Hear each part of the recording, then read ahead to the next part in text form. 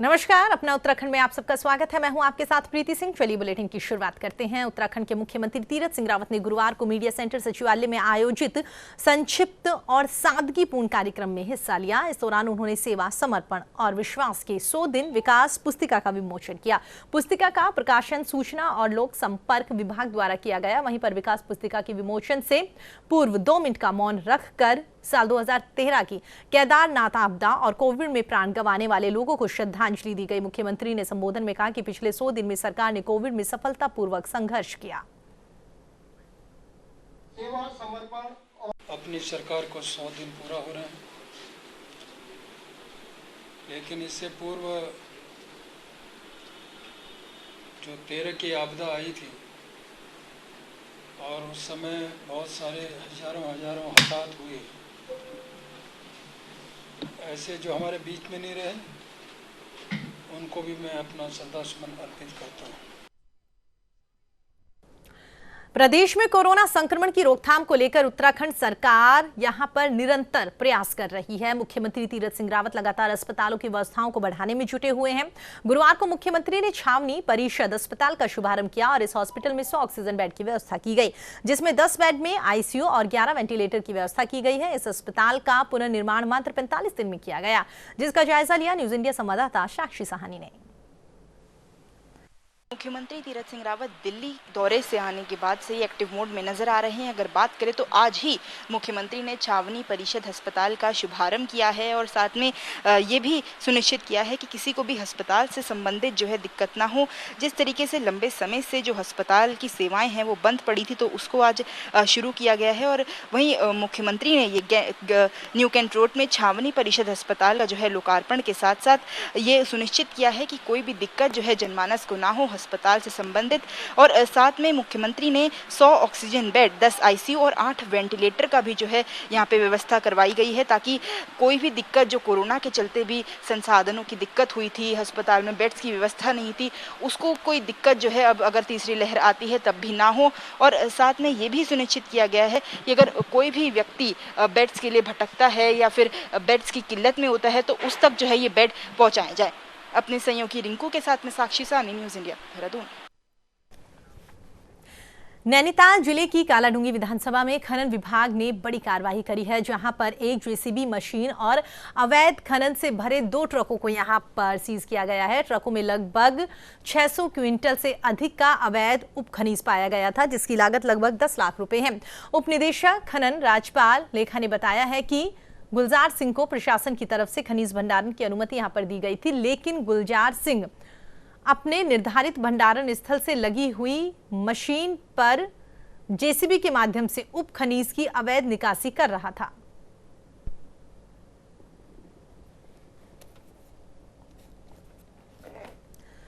तो आपको बता दें, खनन विभाग की ओर से बड़ी कार्रवाई यहां पर की गई है। उत्तराखंड के हल्द्वानी की खबर आपको बता रहे हैं, आप तस्वीरों में भी देख सकते हैं किस तरीके से यहां पर तमाम ट्रक जो है अवैध खनन करते हुए नजर आ रहे थे। यहां पर विभाग की ओर से कार्रवाई की गई है, ट्रकों को जब्त किया गया है और आगे की कार्यवाही यहां पर विभाग की ओर से शुरू कर दी गई है। आपको ये भी बता दें कि जहां पर ये अवैध खनन किया जा रहा था, उसके आसपास के जो ग्रामीण इलाके हैं, वहां के ग्रामीणों की ओर से कई बार अधिकारियों को शिकायत भी की गई थी कि यहां पर लगातार चोरी छुपे खनन, अवैध खनन किया जाता है, लेकिन उसके बावजूद भी कह सकते हैं कि उस टाइम प्रशासन की ओर से कार्रवाई नहीं की गई, या कार्रवाई की गई तो वहां पर प्रशासन को मेन वक्त पे कह सकते हैं कि ये जो खनन माफिया थे वो नहीं मिले। लेकिन आज जब खनन माफियाओं की ओर से पूरी टीम के साथ, या कह सकते हैं कि एक टीम यहां पर बनाई गई थी, जिसके तहत उन्होंने मॉनिटरिंग करी कि कब यहां पर अवैध खनन सबसे ज्यादा होता है, कितने लोग यहां पर आते हैं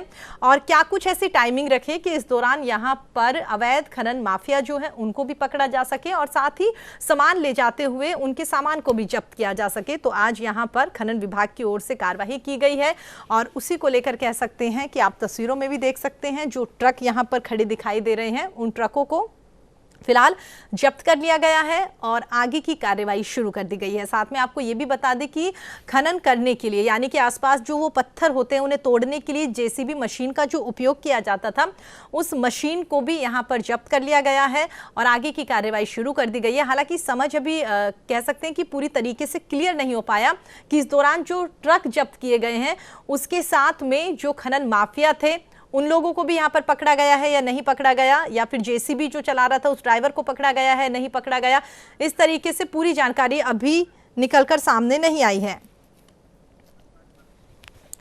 चलिए आगे बढ़ते हैं। तो आपको बता दें इसी खबर पर हमारे साथ बातचीत करने के लिए उप निदेशक खनन राजपाल जी हमारे साथ जुड़ गए हैं। राजपाल जी बहुत बहुत स्वागत है आपका न्यूज इंडिया पर। हाँ प्रीति जी नमस्कार जी। राजपाल जी सबसे पहले तो ये जानना चाहेंगे जो आपकी ओर से आज कार्यवाही की गई किस तरीके से कार्यवाही की गई है, कुछ लोगों को भी पकड़ा गया है या नहीं पकड़ा गया, क्या कुछ ये पूरा मामला रहा राजपाल जी?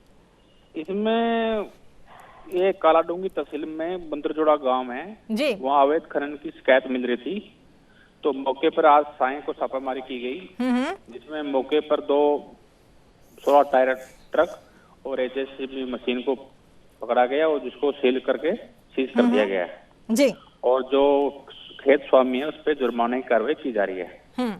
कुछ लोगों को भी आपने यहाँ से पकड़ा है? उसमें मुकदमा की कार्रवाई की जा रही है जी। राजपाल जी अमूमन ये देखने को मिलता है कि ग्रामीण एरिया में जहां पर इस तरीके से अवैध खनन होता है तो कहा जाता है कि पुलिस की मिली भगत होती है यहां पर माफियाओं के साथ, जिसकी वजह से उन्हें नहीं पकड़ा जाता या उनके खिलाफ कार्रवाई नहीं की जाती, लेकिन एक विभाग की ओर से कार्रवाई की गई है। तो आपसे जानना चाहेंगे ग्रामीण वहां पर जो मौजूद थे उनका क्या कुछ रिएक्शन था? तो उम्मीद कर सकते हैं कि आने वाले दिनों में खनन अब रुकता हुआ नजर आएगा? अब कोशिश अवैध खनन की रोकने की कोशिश लगातार जारी है और कहीं अगर अवैध खनन हो रहा था तो कहीं न कहीं स्थानीय प्रशासन की या पुलिस प्रशासन है या स्थानीय प्रशासन की मिलीभगत से इनकार नहीं किया जा सकता है जी। तो उम्मीद कर सकते हैं कि इसी तरीके से और भी बहुत सारी जगह अगर आपको सूचना मिलेगी तो आपकी ओर से कार्रवाई की जाएगी? बिल्कुल बिल्कुल, अवैध खनन करता हुआ किसी भी हालत में बख्शा नहीं जाएगा, ठीक है, सख्त से सख्त कार्रवाई की जाएगी। चलिए राजपाल जी हमारे साथ बातचीत करने के लिए आपका बहुत बहुत धन्यवाद।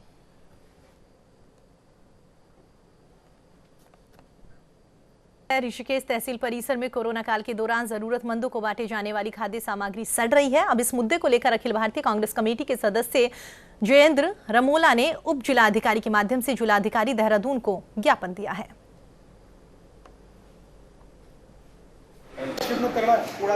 ऋषिकेश के माध्यम से जिलाधिकारी महोदय देहरादून को एक ज्ञापन प्रेषित किया और ज्ञापन के माध्यम से एक मांग की कि जो जरूरतमंदों के लिए राशन पिछले वर्ष और इस वर्ष तहसील में स्टोर करवाया गया था उसको जरूरतमंद को न देकर तहसील के स्टोर में ही सड़ाया गया और इस पर उच्च स्तरीय जांच होनी चाहिए क्योंकि तहसील ऋषिकेश का ही मामला है और तहसील ऋषिकेश के ही अधिकारी अगर इसमें जांच करेंगे तो कहीं ना कहीं इसमें पारदर्शिता नहीं पाई जाएगी। तो हमने जिलाधिकारी महोदय से मांग की है कि इसमें जिला स्तरीय उच्च अधिकारियों की एक कमेटी बनाई जाए या इसमें जांच की जाए ताकि इसमें जो शामिल लोग हैं, हमें आशंका है कि कहीं ना कहीं इसमें सत्ता पक्ष के लोग भी शामिल हैं। काशीपुर के कुंडेश्वरी नगर निगम में 10.5 एकड़ जमीन पर टचिंग ग्राउंड बनाए जाने पर आम पार्टी के प्रदेश उपाध्यक्ष दीपक वाली ने यहां पर निगम महापौर पर 50 करोड़ रुपए के घोटाले का आरोप लगाया। इस आरोप पर नगर निगम कार्यालय में बुलाई गई पत्रकार वार्ता के दौरान मेयर आग बबूला हो गई।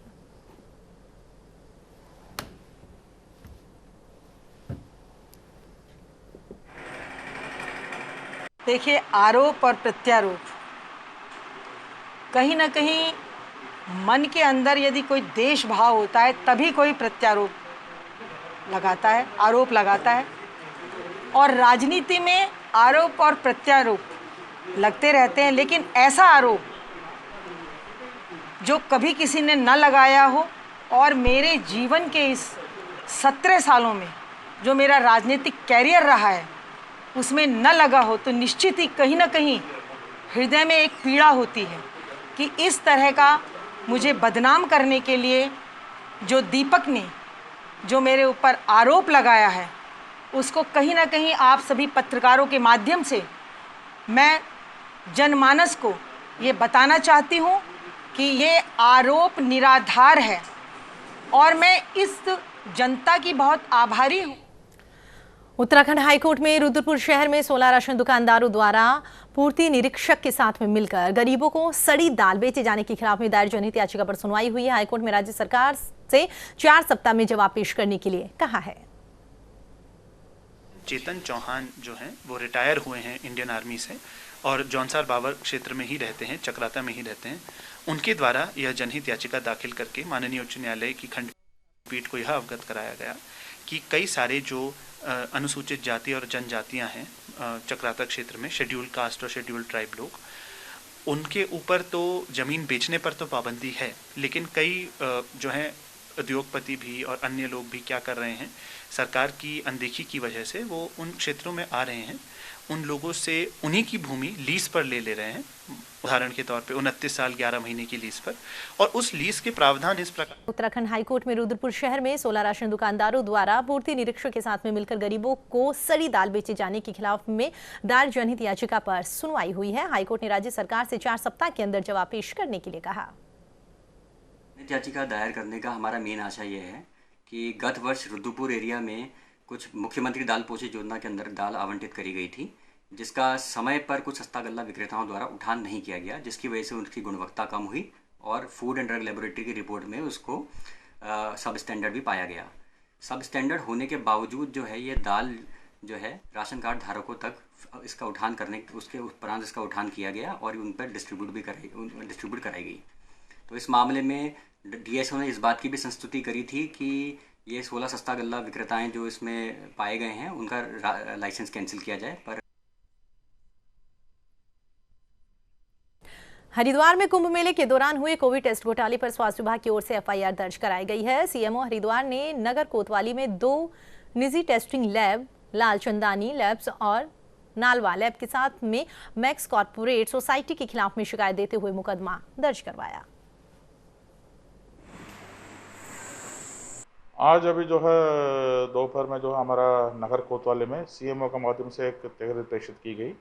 इसमें जो है कुंभ मेला के दौरान जो कोविड का टेस्टिंग हुआ है, रैपिड एंटीजन टेस्ट, इसमें कुछ अनियमितता के बारे में जिक्र करते हुए 3 फर्म है, एक Mrs max corporate services Kumbh Mela और नालवा लैब्स और डॉक्टर लाल चंदानी लैब्स, इनका विरुद्ध जो है कार्रवाई के लिए उन्होंने तहरीर दिया है।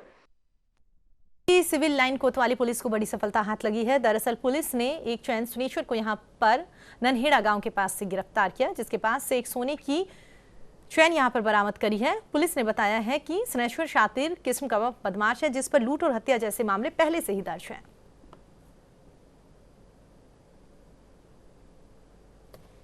रोड के सिविल लाइन एरिया में एक महिला के साथ चेन स्नैचिंग की घटना हुई थी, क्योंकि ये वीडियो सोशल मीडिया पर भी काफ़ी चला था। इसमें एक व्यक्ति के द्वारा एक मॉर्निंग वॉक में निकली हुई एक महिला के साथ चेन स्नैचिंग की घटना दिखाई गई थी।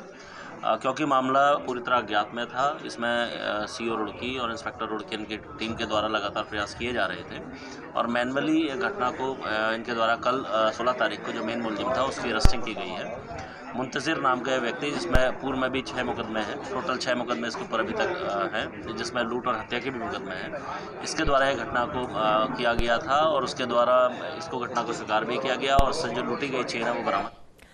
छावनी परिषद देहरादून का 150 बेड का कोविड केयर सेंटर बनकर तैयार हो गया। मुख्यमंत्री तीरथ सिंह रावत ने इसका लोकार्पण किया। इस दौरान मुख्यमंत्री वहां पर मौजूद रहे, उनकी ओर से लोगों को संबोधित किया गया। बोर्ड का जो अपना हॉस्पिटल आज तैयार हुआ है कोविड को लेकर के। पूर्व में मैं यहाँ पर आया था जब इसकी शुरुआत थी और उस समय जो स्थिति थी मैं बयान नहीं कर सकता, लेकिन आज देखते हुए लग रहा है कि जिस तरह का यह हॉस्पिटल बना तो मुझे लगता है कि सेकंड वेव तो हमारा लगभग समाप्त होते जा रहा है, तो थर्ड वेव के लिए हम लोग पूर्ण तैयारी के साथ में खड़े हैं और यह उस दृष्टि से भी यह हॉस्पिटल पूरी तरह उस समय मदद करेगा। आज उत्तराखंड सरकार के 100 दिन पूरे हो गए हैं और इन 100 दिन में बीजेपी सरकार ने कई चुनौतियों को स्वीकार किया, तो वहीं पर बीजेपी सरकार ने नेतृत्व में परिवर्तन भी यहां पर दिखाया है। हालांकि इन सभी चुनौतियों के बीच में सरकार के विकास के कार्य रुके नहीं। सरकार ने तमाम चुनौतियों को स्वीकार करके हर परिस्थितियों में कार्य किए, चाहे खुद सीएम हो या सरकार के मंत्री। वहीं सरकार के 100 दिन पूरे होने पर कैबिनेट मंत्री हरक सिंह रावत से संवाददाता विशाल गर्ग ने खास बातचीत की। कैबिनेट मंत्री हरक सिंह रावत जी हमारे साथ। सर, सरकार के 100 दिन पूरे हो गए हैं, किस तरह से आप इसको देखते हैं, क्योंकि आप भी युद्ध स्तर पर काम करते हुए नजर आ रहे हैं, क्या कुछ कहेंगे सर? देखिए, हमने जैसे तीरथ जी मुख्यमंत्री बने, लोगों में काफ़ी उत्साह हुआ, लेकिन दुर्भाग्य से कोरोना महामारी का द्वितीय चरण पूरे प्रदेश देश में जिस तरह तेजी से फैला है, हमारे सामने बड़ी चुनौती थी, केवल हमारे सामने, पूरे देश के सामने। लेकिन क्योंकि तीरथ जी ऐसे समय में प्रदेश के मुख्यमंत्री बने जब ये बड़ी चुनौती हमारे सामने थी, ऐसे समय में लोगों का इलाज करना, लोगों को बचाना और साथ साथ स्वास्थ्य सुविधाएं तेजी के साथ फैलाना, और मैं सोचता हूँ कि इस एक महीने, इस 100 दिन के अंदर हमने पूरे प्रदेश में स्वास्थ्य सेवाओं को बेहतर किया है। जैसे मैं कोटद्वार के अंदर कह सकता हूँ, पहले एक ऑक्सीजन प्लांट नहीं था, हमने ऑक्सीजन प्लांट भी तैयार कर दिया। ऑक्सीजन सिलेंडर पहले 90 थे, आज 200 है। ऑक्सीजन कंसंट्रेटर हैं। इसी तरह श्रीनगर मेडिकल कॉलेज हो या पूरे प्रदेश की जो स्वास्थ्य सेवाएं थी, हमने दूर दराज के गांवों तक फैलाने का काम इन 100 दिन के अंदर किया है। और मैं सोचता हूँ कि इतना तेजी के साथ काम, स्वास्थ्य क्षेत्र में इतना तेजी के साथ काम शायद कभी नहीं हुआ हो, जितना तेजी के साथ इन 100 दिनों में हमने स्वास्थ्य सेवाएं बेहतर करने का काम पूरे प्रदेश में किए। इसी तरह वन मंत्री के रूप में मैं कह सकता हूँ, 2 चुनौतियाँ इस समय 3 महीनों में हमारे सामने आई। एक तो गर्मियों में आग तेजी के साथ जंगलों में लगी, और इस बार कुछ जलवायु में परिवर्तन होने का के कारण काफ़ी आग लगी है, लेकिन हम उसमें भी हमने काफ़ी नुकसान तो हुआ है, मैं ये नहीं कह सकता कि नुकसान नहीं हुआ, नुकसान हुआ है, लेकिन एक पूरी टीम के रूप में वन विभाग ने और हमारे गांव के लोगों के सहयोग से हम न्यूनतम हानि कैसे हो, हम इसको रोकने में कामयाब हुए हैं। और इसी तरह अब प्लांटेशन, बरसात का सीजन हो गया है, तो जंगलों में तेज़ी के साथ प्लांटेशन करने पर हमारा पूरा जोर है। वाटर कंजर्वेशन, जल संचय करना, पौधों को लगाना, बाढ़ ना हो, बाढ़ से नुकसान ना हो, इसको कैसे नियंत्रित किया जाए। तो इस कैंपा के माध्यम से हम पहली बार 950 करोड़ रुपया प्रदेश के अंदर में हमने खर्च करके योजना भारत सरकार ने स्वीकृति दी है। तो ये एक, मैं सोचता हूँ, बहुत बड़ी उपलब्धि हमारे प्रदेश के अंदर है। जिस तरह से हमने देखा कि मुख्यमंत्री जी ने दिल्ली का भी मोर्चा संभाला और वहां से कई योजनाओं को पिटारा लेकर के आए, विकास योजनाओं को काफ़ी गति मिलेगी इससे, किस तरह से आप उनके दौरों को देखते हैं? क्योंकि जिस तरह से उन्होंने केंद्रीय मंत्रियों से वो मुलाकात की और काफ़ी जो चीज़ें वो उत्तराखंड के परिप्रेक्ष्य में लेकर के आए इन 100 दिनों में। देखिए, मैं सोचता हूँ कि ये जरूरी है, क्योंकि हमारा प्रदेश नया प्रदेश है, अभी आर्थिक रूप से हम उतने मजबूत नहीं हैं, और इसलिए केंद्र का सहयोग हमारे प्रदेश को चाहिए। और हम माननीय मोदी जी के बहुत आभारी हैं, केंद्र की सरकार के आभारी हैं कि जिस तरह उत्तराखंड के प्रति केंद्र सरकार के प्रधानमंत्री से लेकर हर मंत्री का सहयोग हमको मिलता है। और माननीय मुख्यमंत्री ने जिससे जो अपेक्षा की है, उसने दिल खोल के, भारत सरकार ने माननीय मुख्यमंत्री के अनुरोध पर प्रदेश को मैं सोचता हूँ सहयोग देने का निर्णय लिया है। और ये इससे मैं सोचता हूँ कि आने वाला भविष्य उत्तराखंड का बहुत अच्छा है। माननीय गडकरी जी ने जिस तरह ऑल वेदर रोड को तेजी के साथ बनाया है, और मैं सोचता हूँ ये पहली बार इतिहास होगा इतने कम समय में हमारी सड़कें चमचमाने लगी है पूरे प्रदेश के अंदर। जिस तरह रेलवे लाइन पर तेजी के साथ काम चल रहा है, और ऋषिकेश से लेकर कर्णप्रयाग तक, मैं क्योंकि मेरा घर श्रीनगर है, मैं रोज आता जाता हूँ, तो मैं देखता हूँ जिस तेजी के साथ काम चल रहा है, ये भी अपने आप में एक, मैं सोचता हूँ, एक बहुत बड़ी मिसाल है कि रेलवे क्षेत्र में जिस तरह उत्तराखंड में तरक्की कर रहा है, तो इससे उत्तराखंड के पर्यटन को, उत्तराखंड के धार्मिक स्थलों में यात्रियों के आने की सुविधा मिलेगी, और ये प्रदेश का विकास इससे तेजी से होगा। धन्यवाद सर, न्यूज़ इंडिया से बात करने के लिए। तो कैबिनेट मंत्री हरक सिंह जी हमारे साथ थे, जो कि बता रहे थे कि तमाम योजनाएं राज्य सरकार के द्वारा चलाई जा रही है। अपने सहयोगी रिंकू के साथ विशाल गर्ग, न्यूज़ इंडिया, देहरादून। फिलहाल इस बुलेटिन में इतना ही। आप देखते रहिए न्यूज़ इंडिया।